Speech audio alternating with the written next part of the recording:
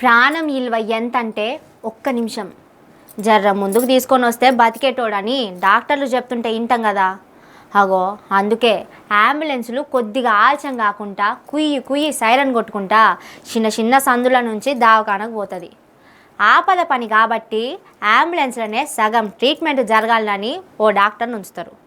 Oxygen మొద్దు, గ్లూకోజులు, BP చెక్కింగ్లు అన్నీ అత్యాలాలు ఉంటాయి, ఉండాలి కూడా. అట్లా ఉంటేనే దాన్ని అంబులెన్స్ అంటారు. కానీ ఇగో ఇక్కడ చూడుర్రి ఎట్లున్నదో అంబులెన్స్లా.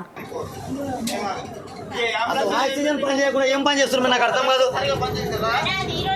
అది ఈ రోజే రావట్లేదంటే దీనికి ఏముంది, దీనికి అసలు ఏముంది, ఏముంది చచ్చిపోతాడు పేషెంట్ చచ్చిపోతుంటే ఏముంది దానికి అసలు దీనికి ఒక నట్టాలు ఉంది. ఇప్పటికే ఈ పాన ఇచ్చిర్రు 17, 18 పాన ఇచ్చిర్రు. ఈ దానికి 17, 14, 17 పాన ఇస్తే దానికి ఏమొస్తుంది చెప్పండి, నాకు తెలియాలి. ఓ దిక్కు రైతు సావు బతుకుల నడుమ తనలాడుతున్నాడు. అంబులెన్స్లో ఉన్న ఆక్సిజన్ ఓపెన్ కాకుండా సతాయిస్తున్నది.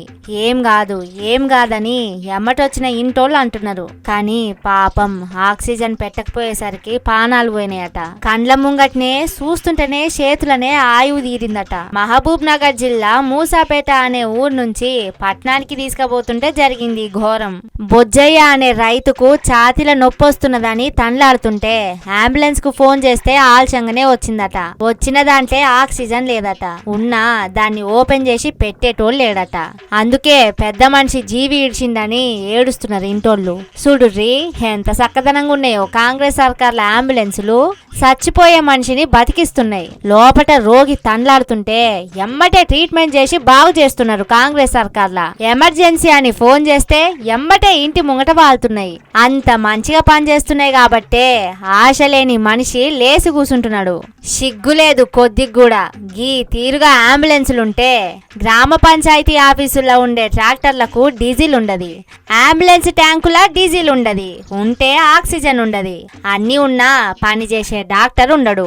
గింత మంచిగా ఉంటదా కాంగ్రెస్ సర్కార్ అంటే?